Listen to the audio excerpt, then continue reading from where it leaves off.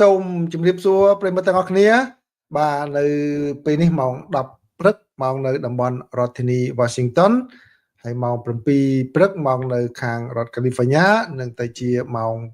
9យប់ម៉ោងនៅក្នុងប្រទេសកម្ពុជានៅថ្ងៃពុធទី29ខែតុលាឆ្នាំ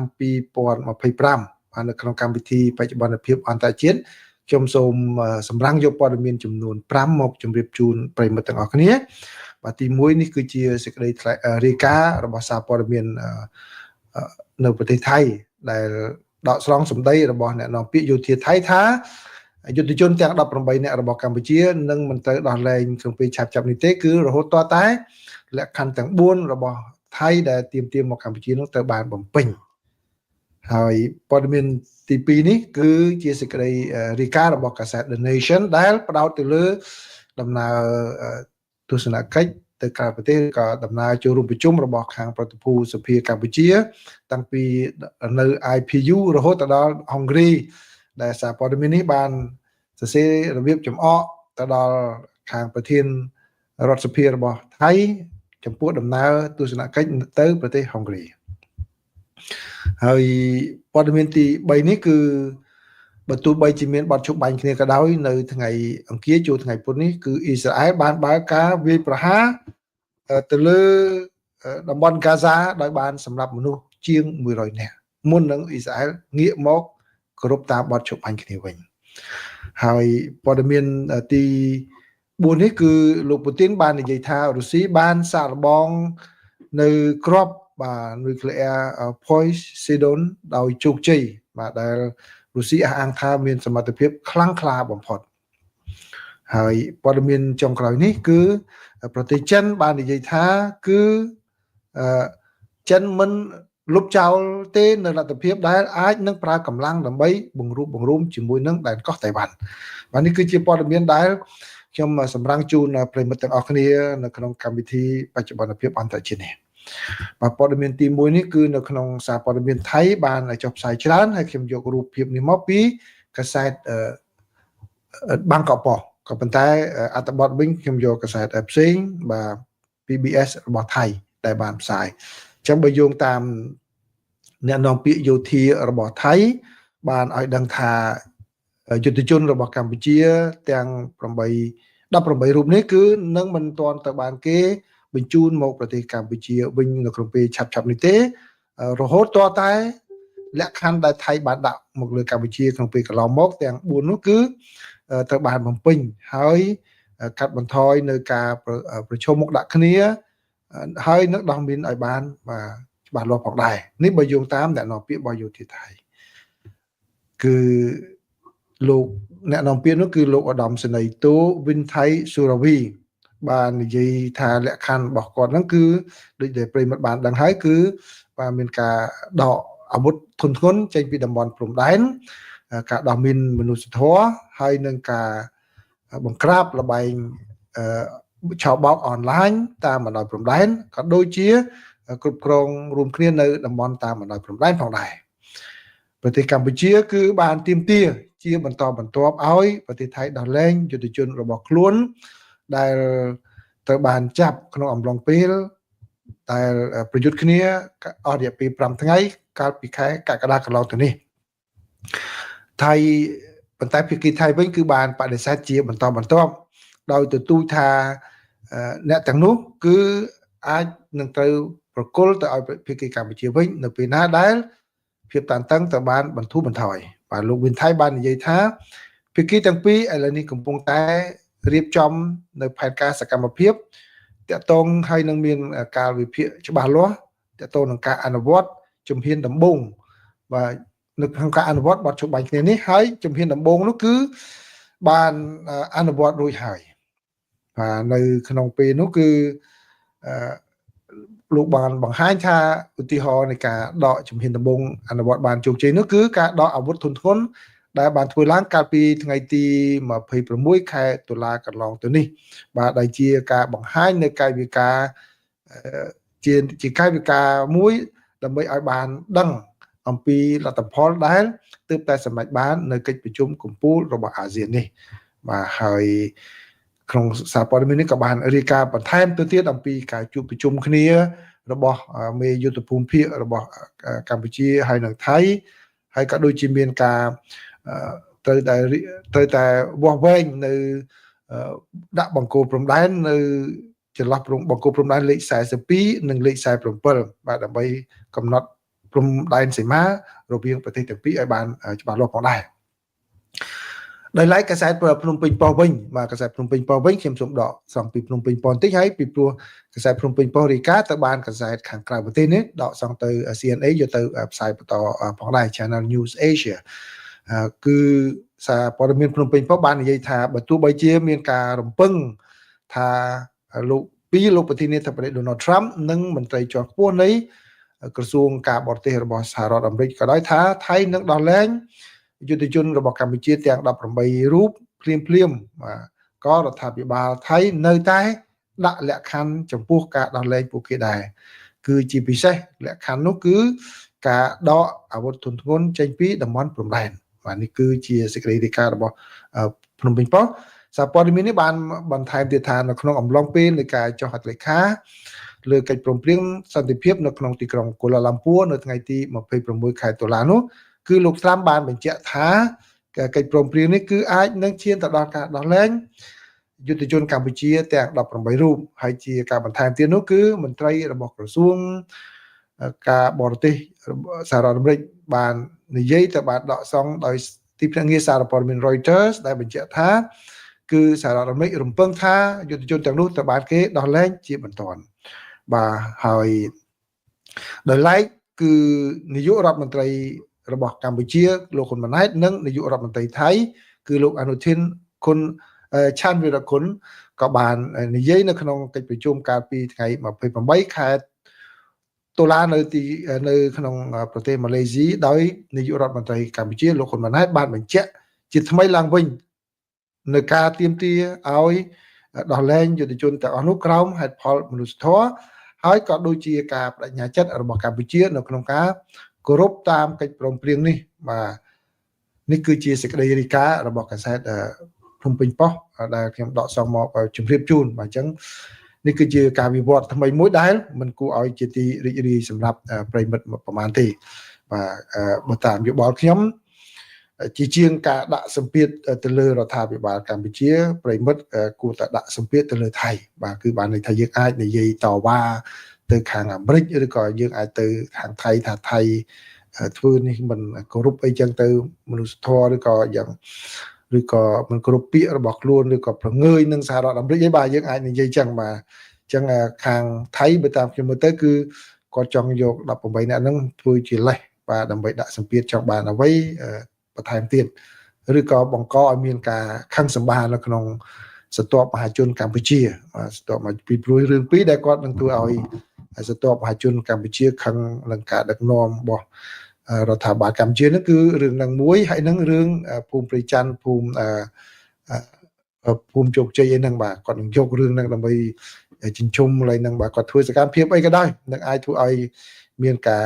ខឹងសម្បារនៅផ្ទៃក្នុងហើយបាទតាមខ្ញុំមើលការវិវត្តចុងក្រោយនេះណាបាទនេះគឺជាព័ត៌មានទីបាទនេះគឺជាព័ត៌មានទី1បាទ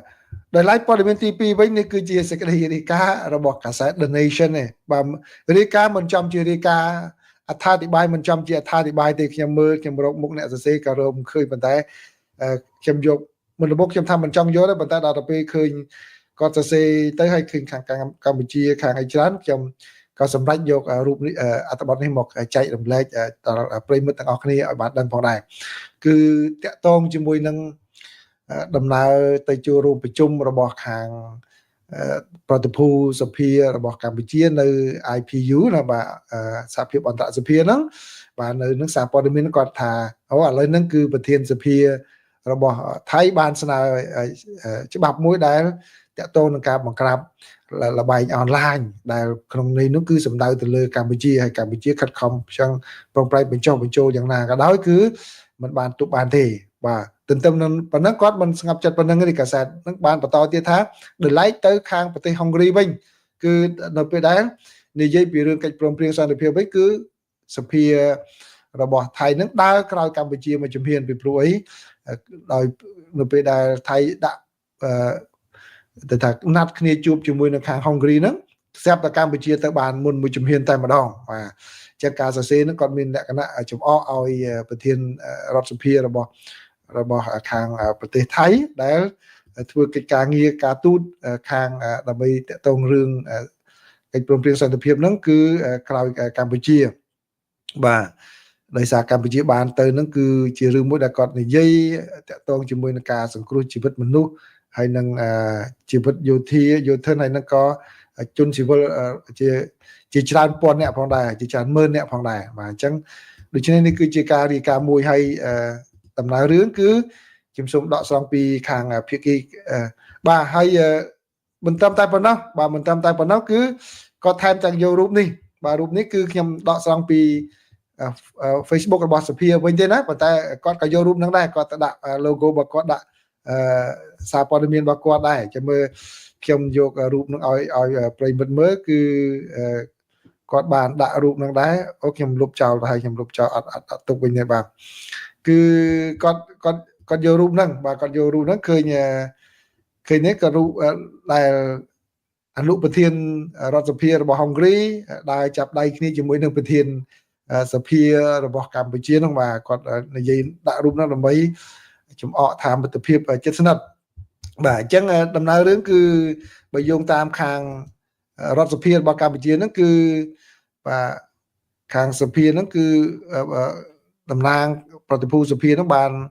អញ្ជើញទៅខាងហុងគ្រីហ្នឹងនៅព្រឹកថ្ងៃទី28ខែតុលាឆ្នាំ2025បាទហើយបានជួបពិភាក្សាទទួលទានអាហារពេលព្រឹកហ្នឹងជាមួយនឹងលោកស្រីម៉ាតាម៉ាត្រៃដែលជាអនុប្រធានទី1នៃរដ្ឋសភានៃប្រទេសហុងគ្រីហើយនៅក្នុងពេលហ្នឹងគឺខាងភាគីកម្ពុជាហ្នឹងបានថ្លែងអំណរគុណបាទហុងគ្រីនឹងដែលបានទទួលស្វាគមន៍ដំណើររបស់ខាងប្រតិភូរបស់កម្ពុជាហើយក៏បានពិភាក្សាកិច្ចការមួយចំនួនតាក់ទងជាមួយនឹងស្ថាប័ននីតិបញ្ញត្តិនិងនីតិប្រតិបត្តិហើយក៏ដូចជាការពង្រឹងមិត្តភាពរវាងស្ថាប័នសភានៃប្រទេសទាំងពីរបាទនេះគឺគ្រាន់តែជាការមួយដែលខាងសភាបានបញ្ជាក់ប៉ុណ្ណឹងប៉ុន្តែខាងថៃនោះគាត់សរសេរវែងឆ្ងាយតទៅទៀតរហូតដល់ថាតាក់ទងជាមួយនឹងរឿងអីច្រើនតទៅទៀតអញ្ចឹងណាបាទនេះខ្ញុំគ្រាន់តែឲ្យជូនប្រិមិត្តប៉ុណ្ណឹងប៉ុន្តែចាប់ព័ត៌មាននេះខ្ញុំចង់ឲ្យមើលរូបភាពនេះមួយជាមេរៀនសម្រាប់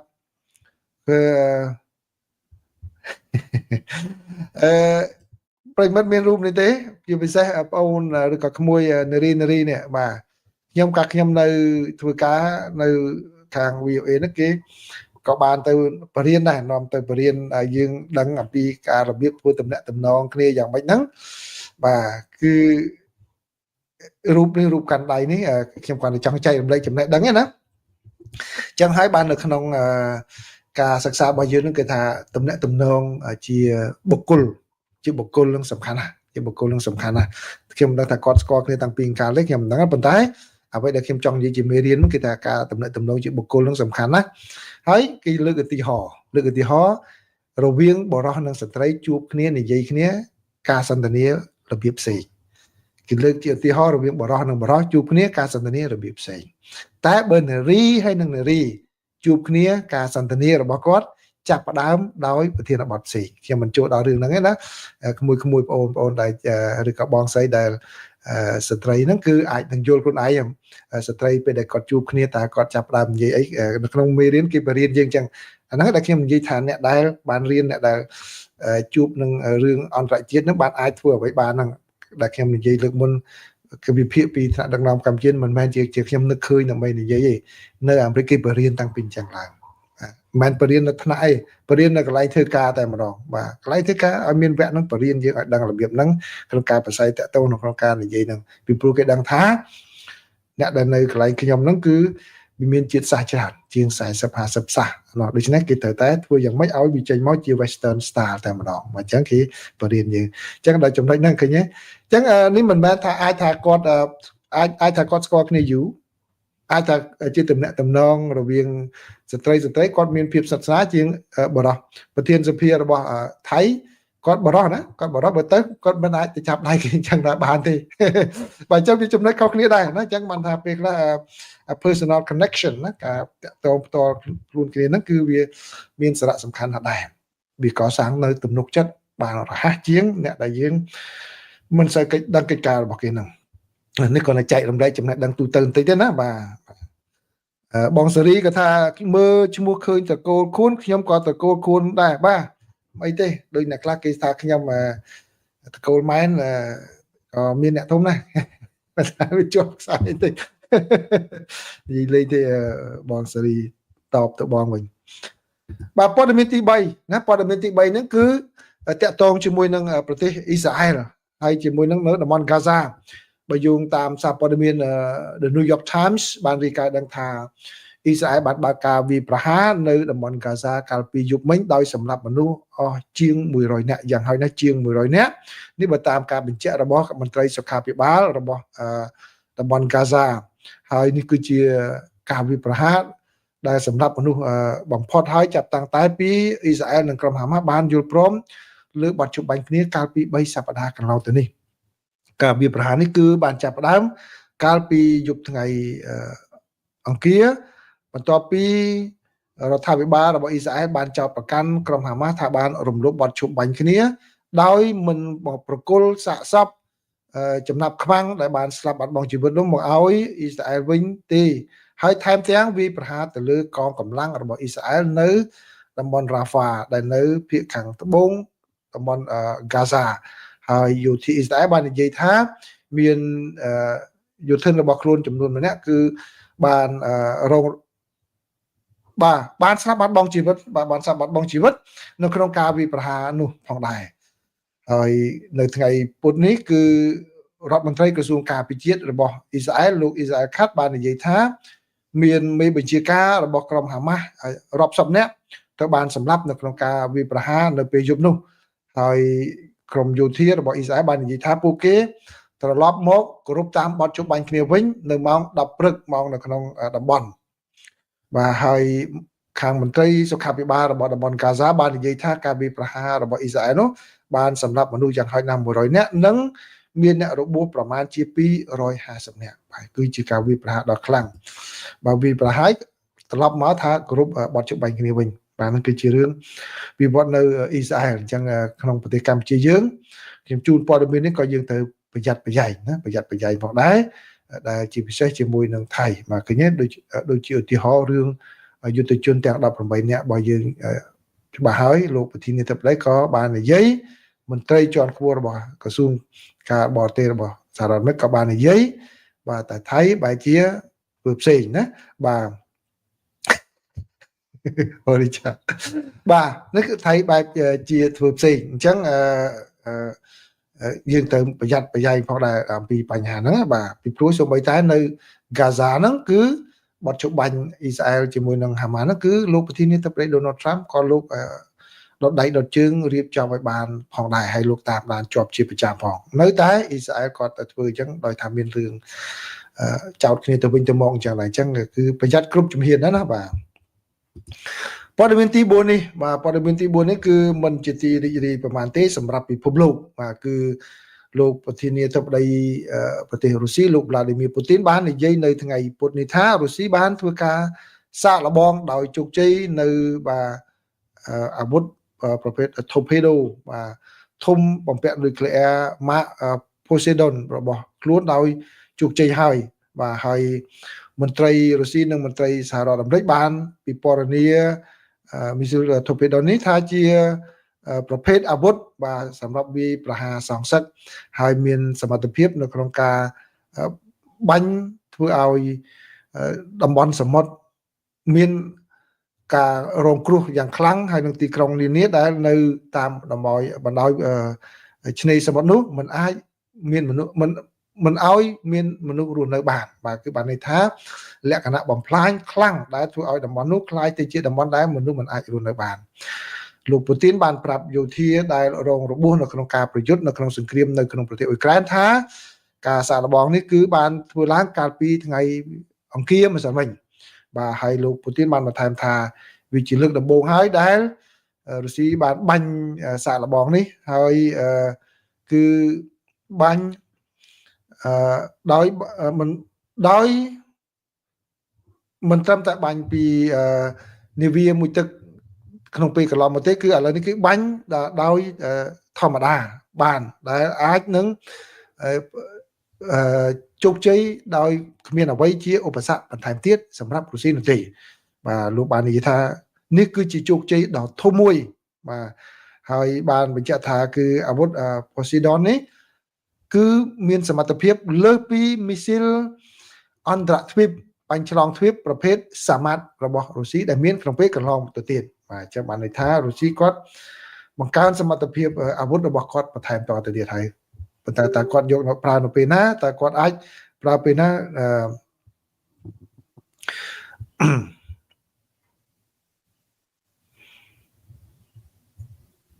បាទអញ្ចឹងព័ត៌មានបាទព័ត៌មានចុងក្រោយបាទព័ត៌មានចុងក្រោយនេះគឺជាសេចក្តីថ្លែងការណ៍មួយរបស់ខាងប្រទេសចិនតាក់ទងជាមួយនឹងកោះតៃវ៉ាន់គឺចិនគាត់ថាគាត់មិន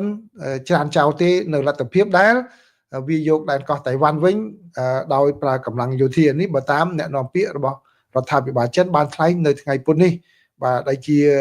សម្លេងមួយដែលនិយាយមានន័យធ្ងន់ធ្ងរជាងរាល់ដងដែលនៅក្នុងអត្ថបទជាបន្តបន្ទាប់របស់ស៊ីនហួរក្នុងរយៈពេលប្រហែលថ្ងៃនេះគឺនិយាយហាក់ដូចជាបង្ហាញនៅកាយវិការទន់ភ្លន់ជាងមុនប៉ុន្តែនៅពេលនេះគឺខាងអ្នកនាំពាក្យក្រសួងការពារជាតិសំទោសអ្នកនាំពាក្យរដ្ឋាភិបាលចិនបាននិយាយបញ្ជាក់នៅក្នុងសន្និសីទសារព័ត៌មានថាគឺចិននៅតែរក្សាសិទ្ធិនៅក្នុងការប្រើកម្លាំងដើម្បីបង្រួបបង្រួមដែនកោះតៃវ៉ាន់របស់ខ្លួនឡើងវិញប៉ុន្តែក្នុងពេលកន្លងមកគឺលោកប្រធានាធិបតី Donald Trump បានបញ្ជាក់ថាលោកស៊ីជីនពីងបាននិយាយជាមួយលោកថាដរាបណាលោកនៅជាប្រធានាធិបតីគឺរុស្ស៊ីមិនសំទោសគឺចិននឹងមិនវាប្រហារដែនកោះតៃវ៉ាន់ដោយអាវុធនោះទេបាទក៏ប៉ុន្តែនៅថ្ងៃនេះគឺការនិយាយគឺបានបង្ហាញនៅលក្ខណៈកាន់តែធ្ងន់ជាងមុនដោយបានបង្ហាញថា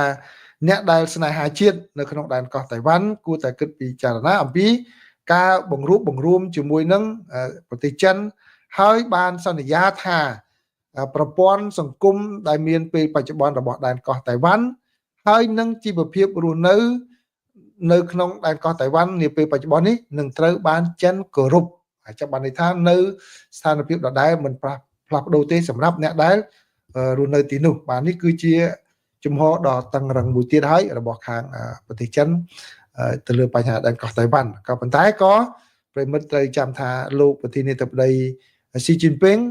នឹងជួបគ្នាជាមួយនឹងលោកត្រាំនៅថ្ងៃស្អែកនេះដូច្នេះវាអាចជាវោហារសាស្ត្រមួយដែលខាងចិនប្រើមុនពេលដែលជួបជាមួយនឹងលោក Donald Trump ផងដែរបាទអញ្ចឹងដូច្នេះរឿងនយោបាយការទូតអីហ្នឹងគឺគេភ្ជាប់គ្នាចរចាពាណិជ្ជកម្មអីហ្នឹងភ្ជាប់គ្នាផងដែរអញ្ចឹងគ្រាន់តែយើងភ្ជាប់ខ្ញុំព្យាយាមភ្ជាប់ចំណុចហ្នឹងគឺចិននិយាយដូច្នេះនៅថ្ងៃនេះតែនៅថ្ងៃស្អែកលោកត្រាំមានកំណត់នឹងជួបគ្នាជាមួយនឹងលោកស៊ីជីនពីងតែដូច្នេះតើជាការមួយដែលឲ្យលោកត្រាំនិយាយយ៉ាងម៉េចបន្តទៀតគឺនៅក្នុងការចរចាបាទសូមអរគុណប្រិយមិត្តណាបាទថ្ងៃនេះខ្ញុំមានការរវល់បន្តិចតោះខ្លួនទៀតបាទអញ្ចឹងមិនតន់ចប់ពីរឿងគេទៅផ្ញើអ៊ីមែលមកវិញបាទអញ្ចឹងខ្ញុំនឹងទៅដោះស្រាយប៉ុន្តែមានអ្នកដែលបានសួរបាទខ្ញុំនិយាយបន្តិចចុះបាទរឿងគឺតកតងមួយបងកំឡៃណាបាទធ្វើការជាមួយគ្នាហ្នឹងហើយម្នាក់ទៀតទេដែលជាមិត្តភ័ក្តិរបស់គាត់រៀនជាមួយគ្នានៅ high school ណាបាទឥឡូវហ្នឹងអ្នកហ្នឹងក៏មកដល់អាមេរិកដូចខ្ញុំដែរអ្នករៀននៅ high school ហ្នឹងគឺពូម៉ាក់មួយបងកំឡៃតាំងពីនៅ high school ហ្នឹងគឺអ្នកហ្នឹងបកកាយជាងកំឡៃទៀតអ្នកហ្នឹងបកកាយជាងកំឡៃទៀតបកកាយជាងខ្ញុំឆ្ងាយណាស់ក្នុងពេលដែលយើងធ្វើនៅ UN ហ្នឹងគឺមានខ្មែរយើង3នាក់ដែលដល់កម្រិតlevel manager ហ្នឹងទៅដែលមេធំគាត់គោរពគាត់ស្រឡាញ់ណាបាទមេគាត់ស្រឡាញ់មេ UN ហ្នឹងគាត់ស្រឡាញ់ប៉ុន្តែម្នាក់ទៀតដែលមិត្តភក្តិកែមលៃហ្នឹងគឺឋានៈធំជាងខ្ញុំបាទអ្នកណាធ្លាប់ធ្វើនៅ UN គាត់ដឹងហើយឋានៈគាត់ឡើងរហូតដល់ assistant resident representative បាទធំជាងខ្ញុំបាទពោះជាងខ្ញុំប៉ុន្តែភាពស្និទ្ធស្នាលរបស់គាត់ជាមួយនឹងមេវិញ ខ្ញុំសិតជាងបាទខ្ញុំសិតជាងអញ្ចឹងបានពេលខ្លះគាត់គាត់លួចសួរខ្ញុំវិញហេតាចង់បានអីចាទៅម៉េចបោះឯងដាក់ទៅនឹងតាក៏ថាមិនប៉ុន្តែខ្ញុំឲ្យគាត់ស្និទ្ធគ្នាបាននៅឡើយគាត់មកអាមេរិកក៏ជួបគ្នាដែរខ្ញុំមិនបញ្ចេញជាមួយគាត់ទេបាទហេតុដែលខ្ញុំនិយាយហ្នឹងគឺវាមានពីរចំណុចគឺបាទក្នុងពេលកន្លងមកកិច្ចការអ្វីដែលបងកំឡីគាត់ធ្វើហ្នឹងក៏តែងតែឆ្លងយោបល់ម្នាក់នោះដែរគាត់តែងតែឲ្យយោបល់ធ្វើម៉េចបានជួយសុខម៉ែអីមិនចឹងបាទគាត់នឹងកំណត់គាត់ខ្លាំងប៉ុន្តែគាត់មនុស្សគាត់ឯករាជ្យដូចខ្ញុំយ៉ាងគាត់អត់មានទៅចូលខាងណាគាត់និយាយរួមគាត់ស្រឡាញ់ស្រុកហ្មងគាត់ស្រឡាញ់គាត់ចង់ឲ្យស្រុកបានល្អបានមានសេរីភាពបានមានសិទ្ធិអីល្អទាំងអស់បាទអញ្ចឹងហើយចំណុចមួយទៀតដែលអ្នកហ្នឹងខ្ញុំសរសើរហ្នឹងគឺ very humble បាទ very humble ហើយគំនិតដែលតាក់ទងជាមួយនឹងឲ្យដាក់ឈ្មោះផ្លូវជាតិលេខ4ឈ្មោះលោកត្រាំហ្នឹងអ្នកនោះឯងមានគណិតដំបូងមកហើយគាត់ឆ្លងយោបល់សួរយោបល់ខ្ញុំដែរសួរយោបល់ឲ្យពិភាក្សាគ្នាយូរដែរបាទខ្ញុំក៏ឯកភាពមួយគាត់មកយើងពិភាក្សានៅអាមេរិកយើងពិភាក្សាគ្នាដែរពីរឿងហ្នឹងហើយគាត់បានសួរយោបល់ខ្ញុំថាយល់យ៉ាងម៉េចមកខ្ញុំថាល្អមែនតើស្រាប់តែប្រហែលថ្ងៃមកគាត់បានពិភាក្សាជាមួយនឹងភាពឬក៏យ៉ាងម៉េចក៏បានលឺសូរមានការប្រកាសអញ្ចឹងទៅពីសុខខ្មែរមកអញ្ចឹងគឺបានន័យថាអ្នកដែលចូលរួមចង់ជួយប្រទេសកម្ពុជាយើងដែលខ្ញុំធ្លាប់បាននិយាយក្នុងពេលកន្លងមកនោះគឺមានច្រើនណាមានច្រើនប៉ុន្តែគេអត់ចង់បានមុខមាត់ចង់បានបុណ្យស្អីទេបាទគឺនៅពីក្រោយចាហើយពួកខ្ញុំនេះក៏មានក្រុមបញ្ញវន្តដែលជួបគ្នាដែលអ្នកខ្លះធ្វើដល់ World Bank ធ្វើអីនៅអាមេរិកនេះក៏យើងសាជួបគ្នានិយាយគ្នាដែរក៏ប៉ុន្តែអ្នកទាំងអស់នោះគឺចំហដូចខ្ញុំចឹងបើគណៈឃើញការដឹកនាំខុសឆ្គងមកយើងតែនិយាយថាបើគាត់ធ្វើចេះវាល្អបើកាលណាឃើញចំណុចល្អក៏យើងនិយាយថាគេធ្វើនេះល្អខាងនោះខ្វះខាតចេះប៉ុន្តែយើងមិនបានចាញ់អីគាត់ថាយើងពិភាក្សាគ្នាជាចំណេះដឹងទៅវិញទៅមកទើបតែខ្ញុំចុងក្រោយនេះដែលខ្ញុំយកមកនិយាយជាសាធារណៈទេបាទអញ្ចឹងបានតែខ្ញុំនិយាយតែហើយនិយាយទៀតគឺ